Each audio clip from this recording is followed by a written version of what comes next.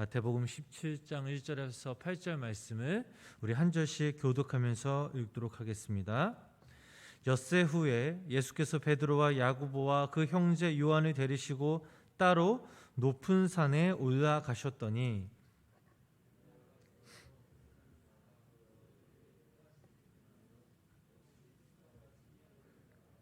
그때 모세와 엘리야가 예수와 더불어 말하는 것이 그들에게 보이거늘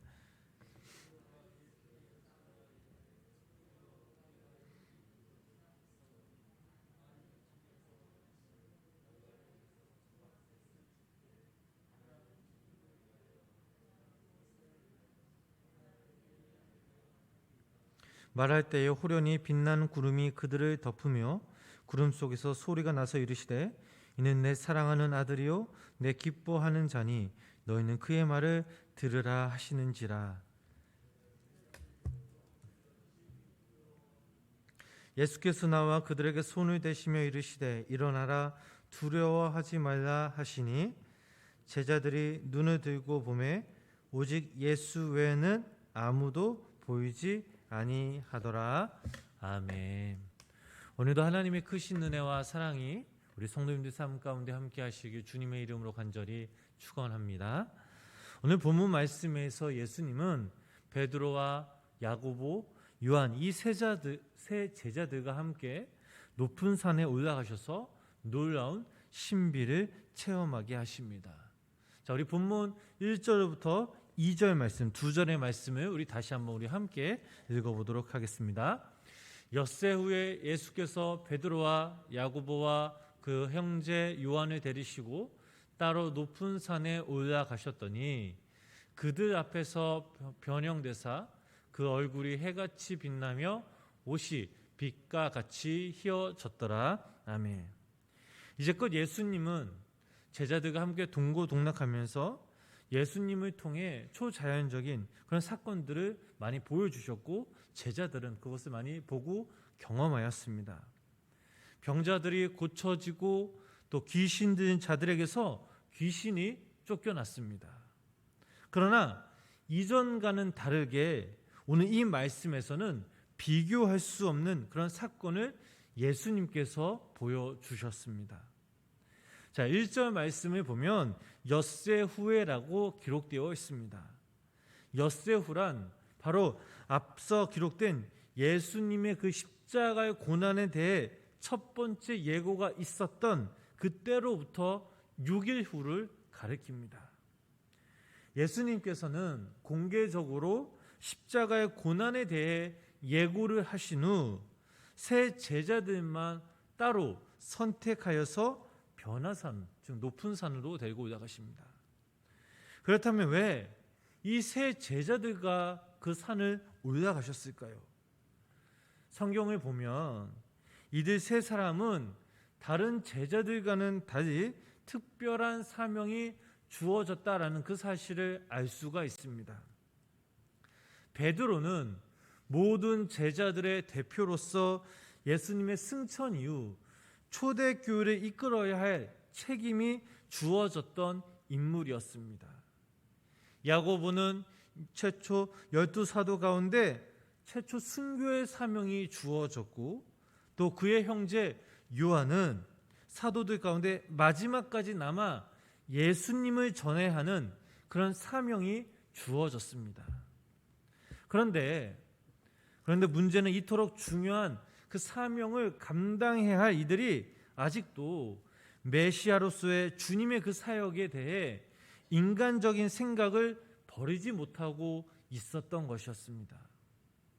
그러므로 주님께서는 이 변화산에 올라 모세 및 엘리야와의 대화를 통해 자신의 그 십자가에서 죽음을 말씀하심으로써 그들이 앞으로 감당해야 할 그 사명이 무엇인가를 분명하게 깨우쳐 주고자 하셨던 것입니다. 또한 본문 말씀에서 우리가 발견할 수 있는 것은 예수님의 또 다른 얼굴입니다. 예수님에게는 두 얼굴이 있었습니다. 첫 번째 얼굴은 그동안 제자들이 봤던 예수님의 얼굴입니다.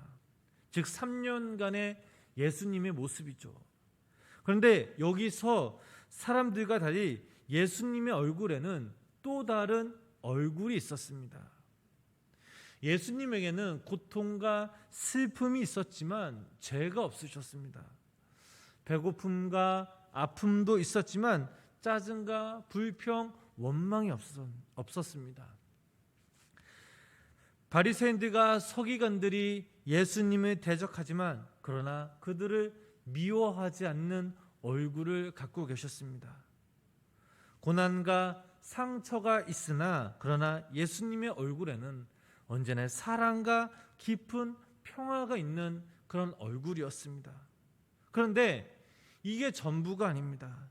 2절 말씀을 보니까 그들 앞에서 변형되사 그 얼굴이 해같이 빛나며 옷이 빛과 같이 희어졌더라 라고 예수님의 얼굴을 또 다르게 묘사하고 있습니다. 변형된 예수님의 얼굴은 어떤 모습입니까? 여기서 변형되었다는 그런 말을 우리가 알아야 합니다. 이 단어에는 변하다라는 말과 또 형상이라는 이 말이 합해진 단어입니다. 변형이란 한 형태에서 다른 형태로 변화된 것인데 외관상의 변화가 아니라 본질상의 변화를 의미하고 있습니다. 그러므로 예수님이 변형되셨다라는 것은 인간의 몸을 입고 오신 그 예수님이 다른 형태로 본질적으로 변화되셨다라는 뜻입니다. 빌립보서 2장 6절부터 8절 말씀 우리 함께 읽어보도록 하겠습니다. 그는 근본 하나님의 본체시나 하나님과 동등됨을 취할 것으로 여기지 아니하시고 오히려 자기를 비워 종의 형체를 가지사 사람들과 같이 되셨고 사람의 모양으로 나타나사 자기를 낮추시고 죽기까지 복종하셨으니 곧 십자가의 죽음이십니다. 아멘. 자, 본질적으로 변화하셨다. 즉 예수님은 본질적으로 하나님이십니다. 그러나 하나님과 동등됨을 취하지 않으시고 우리의 죄를 사해 주시기 위해 인류를 구원하시기 위해 이 땅에 사람의 모습으로 오셨습니다. 사람의 모습으로 오셨는데 그 모습이 종의 모습이었습니다. 그런데 지금 이 높은 산에서 변행되셔서 다시 원래의 모습으로 돌아가신 것입니다. 즉 인간이 되기 이전의 모습, 하나님으로서 예수 그리스도의 모습으로 돌아가신 것입니다. 2절에서 해같이 빛나며 옷이 빛과 같이 희어졌더라. 이 말씀은 예수님의 영광과 거룩한 신성의 위엄을 보여주는 말입니다. 하나님의 영광 그 자체요, 그 영광에서 나오는 빛이라는 사실입니다. 우리 본문 3절 말씀을 우리 계속해서 함께 읽어보도록 하겠습니다. 그때에 모세와 엘리야가 예수와 더불어 말하는 것이 그들에게 보이거늘. 아멘. 자, 이와 병행을 이루고 있는 누가복음 9장 30절부터 31절 말씀을 보면 이런 말씀이 있습니다. 문득 두 사람이 예수께 함께 말하니 이는 모세와 엘리야라. 영광 중에 나타나사 장차 예수께서 예루살렘에서 별세하실 것을 말하세. 자, 지금 이 말씀에서만 예수님만 계신 것이 아니라 모세와 엘리야와 같이 있었습니다. 모세는 구약의 율법을 대표하는 사람이었고 엘리야는 구약의 모든 예언자를 대표하는 그런 사람으로 나타납니다. 지금 예수님과 그들이 대화하고 있는 모습입니다. 병행을 이루고 있는 누가복음 말씀에서 이 별세란 단어가 나옵니다. 원어적 의미로는 엑소더스, 즉 출애굽을 말하는데 예수님과 모세, 엘리야와 그 대화는 그 옛날 출애굽 당시 유월절 그 양의 피로써 이스라엘 백성이 구원을 받았듯이 하나님의 어린 양이신 예수 그리스도께서 십자가의 죽으심으로 모든 성도들이 구원을 얻을 것을 의미하고 있습니다. 그렇다면 우리가 여기서 생각해 볼 것은 지금 예수님께서는 이 세상 그 누구도 흉내낼 수 없는 영광스러운 그런 강체 속에 휩싸여 계셨습니다. 그런데 그 영광 가운데 모세와 나눈 대화는 바로 십자가의 고난과 죽음이었습니다. 세상의 왕들이 찬란한 옷을 입고 술을 마시며 왕의 권세와 영광을 누릴 때는 모두가 정복과 쾌락에 대한 이야기를 하기 마련인데, 그러나 지금 예수님께서는 그와 반대로 가장 수치스러운 십자가의 죽음에 대해 말씀하고 계셨던 것입니다. 즉 이 말은 이 세상에서 왕과 종은 하늘과 땅만큼 거리가 멀지만 하나님의 나라에서 왕과 종은 하나이며 성령님 가운데서도 영광과 고난 역시 일하신다라는 사실입니다. 즉 예수님께서는 사단의 모든 권세를 무너뜨리고 모든 질병과 죄악, 세상의 부조리를 무너뜨리고 승리하셨다라는 사실입니다. 그 예수님, 즉 보혜사의 성령님이 또한 우리와 날마다 함께 하시어 우리 삶 가운데 또 이 예배 가운데 임재하십니다. 바라기는 우리가 예수님을 이렇게 인격적으로 만나길 소망합니다. 우리의 삶의 주인 되신 그 주님과 날마다 동행하면 우리는 어떤 상황 속에서든 승리할 수 있음을 믿으시기를 바랍니다.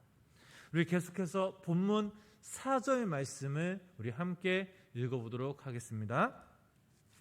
베드로가 예수께 여쭈어 이르되 주여 우리가 여기 있는 것이 좋사오니 만일 주께서 원하시면 내가 여기서 초막셋을 짓되 하나는 주님을 위하여 하나는 모세를 위하여 하나는 엘리야를 위하여 하리이다. 아멘.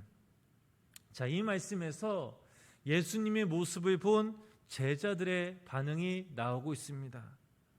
먼저 이와 병행을 이루고 있는 마가복음, 누가복음 말씀을 보면 베드로는 자기가 무슨 말을 했는지 알지 못했다라고 나와 있습니다. 즉 베드로는 자기 앞에서 벌어지고 있는 이 놀라운 광경으로 인해 정신을 잃고 횡설수설을 하고 있는 것입니다. 그리고 이러한 신비하고도 장엄한 영광에 압도된 베드로가 계속해서 한 말은 결국 초막 셋을 짓고 산 위에 머무르자라는 것이었습니다. 즉 지금 베드로는 지금 이상한 소리를 하고 있는 것입니다. 그렇다면 이러한 베드로의 모습은 꼭 베드로 한 사람의 모습이겠습니까? 아닙니다. 오늘날 이 땅을 살아가는 우리들, 즉 베드로처럼 신앙의 잠을 자는 그런 사람이 너무나 많이 있다라는 사실입니다. 팬데믹 상황에 우리가 함께 모여 예배를 드리지 못합니다. 온전하게 믿음 생활할 수 없을 정도로 때로는 힘들기로 합니다. 이럴 때일수록 우리는 주님께 나아가 늘 깨어 기도해야 된다는 사실입니다. 하루하루가 다르게 변화가는 이 세상 가운데 그저 우리들은 쉽게 호락호락 하루를 보내서는 안 됩니다. 영적인 분별력을 가지고 하나님이 우리들에게 보내주신 그 사인을 잘 분별할 수 있어야 합니다. 마태복음 말씀에는 없지만 누가복음 9장 29절 말씀 보면 예수님은 깊이 기도하는 중에 변형되셨습니다. 우리들도 마찬가지입니다. 우리가 기도할 때에 우리의 심령이 변화될 것임을 믿으시기를 바랍니다. 악한 마음과 사납던 얼굴이 기도를 통해서 우리의 얼굴이 변화될 것입니다. 예수님이 기도하실 때마다 응답 받으셨던 것처럼 우리들도 하나님께 간절히 기도하면 우리들에게도 동일한 기적이 일어남을 믿으시기를 바랍니다. 계속해서 본문 5절 말씀 우리 함께 읽어보도록 하겠습니다. 본문 5절 말씀입니다. 말할 때에 호련히 빛나는 구름이 그들을 덮으며 구름 속에서 소리가 나서 이르시되 이는 내 사랑하는 아들이요 내 기뻐하는 자나 너희는 그의 말을 들으라 하시는지라. 아멘. 자, 이 말씀을 보면 두 가지 음성이 나옵니다. 첫째는 이는 내 사랑하는 아들이요 내 기뻐하는 자니. 자, 이 말씀은 예수님이 공생애를 시작하실 때쯤 세례 요한에게 세례를 받으시고 물에서 올라오실 때 하늘에서 들린 음성과 똑같습니다. 공생애를 처음 시작하실 때 이 말씀이 나고 지금 십자가를 지기 전 가장 중요한 시기에 이 말씀이 또 한 번 반복돼서 나옵니다. 이것은 하나님의 사인입니다. 네가 정말 내 사랑하는 아들이다. 너는 내 분신이요 내 자신이다. 그렇게 사랑하고 기뻐하는 내 아들을 내 아들을 너희를 위하여 지금 십자가에 못 박아 죽이려고 한다라는 뜻을 가지고 있습니다. 두 번째로 너희는 그의 말을 들으라라는 말씀입니다. 이 말씀은 오늘날 우리들에게도 들려주시는 하나님의 음성이기도 합니다. 예수님의 말씀에 우리가 믿음으로 순종하여 들으라는 하나님의 권면의 말씀입니다. 특히 이 말씀은 제자들에게 예수님의 고난을 예고하는 것입니다. 예수님이 그 십자가의 길을 갈 때 너희들은 도망가지 말고 그분이 3일 후에 부활한다고 했을 때 그 말을 의심하지 말고 이것을 분명히 믿으라라는 하나님의 말씀입니다. 제자들은 이 음성을 들었을 때에 엎드려 심히 두려워하였다라고 6절 말씀에 나와 있습니다. 예수님은 이런 이들에게 어떻게 하셨습니까? 본문 7절 말씀 우리 함께 읽어보도록 하겠습니다. 본문 7절 말씀입니다. 예수께서 나와 그들에게 손을 대시며 이르시되 일어나라 두려워 말라 하시니. 자, 예수님은 그들에게 손을 대시며 일어나라고 두려워하지 말라라고 말씀하셨습니다. 즉 이 말은 현실로 돌아가라라는 뜻입니다. 8절 말씀이죠. 계속해서 한번 읽어보도록 하겠습니다. 제자들이 눈을 보고 보매 오직 예수 외에는 아무도 보이지 아니하더라. 자, 예수님과 제자들은 이제 산에서 내려옵니다. 산에서 내려온다라는 것은 십자가를 진다는 뜻입니다. 십자가를 지고 고난을 겪으러 손해를 보러 지금 내려오는 것을 뜻하고 있습니다. 사랑하는 성도님 여러분, 오늘 본문 말씀에서는 주님께서 아직도 당신이 메시아 사역에 대해 이해 못하고 있는 새 제자들을 친히 산에 데리고 올라가 변화산 산성에서 변형되는 기적을 보여주심으로 그들을 깨우쳐 주셨습니다. 하지만 주님께서는 곧 영광과 신비에 취하여 있는 제자들을 산에서 산 안으로 내려가심으로써 주님의 놀라운 계시 사건은 세상의 구원을 위한 것임을 분명히 말씀하셨습니다. 여기 모인 우리들도 하나님의 은혜, 귀한 복을 주실 때에 우리가 안주하지 말고 하나님이 우리에게 명하신 그곳에서 하나님의 나라와 하나님의 뜻과 하나님의 영광을 위해 살아가야 됨을 믿으시기를 바랍니다. 무엇보다 우리의 삶의 참된 주인 대신 오직 예수님만, 그 한 분만을 바라보며 주님이 말씀하신 것에 우리가 믿음으로 순종하며 주님께 나아갈 때 하나님께서 우리에게 주시는 그 놀라운 은혜, 놀라운 그 축복 안에 거하시는 귀한 믿음의 성도님들 되시길 주님의 이름으로 간절히 축원합니다. 기도하겠습니다. 거룩하신 하나님 아버지, 오늘도 하루의 첫 시작을 예배로 시작하게 하심에 감사를 드립니다.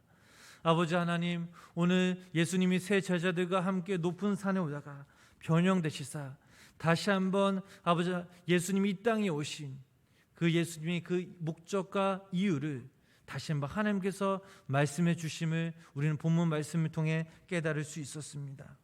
하나님 아버지, 우리들도 하나님께서 우리에게 보여주신 그 말씀, 들려주신 그 말씀, 또 우리에게 날마다 보여주신 그 사인을 통해서 우리들도 우리의 삶의 자리에서 안주하는 것이 아니다, 날마다 깨어져 기도하며 말씀을 붙들고 주님께 믿음으로 나아가는 귀한 믿음의 성도님들 되게 하여 주시옵소서. 하나님, 우리의 삶 가운데 또 삶의 모습에서 하나님의 나라를 위해, 하나님의 뜻과 영광을 위해 살아갈 수 있는 귀한 믿음의 성도님들 되게 하여 주시옵소서.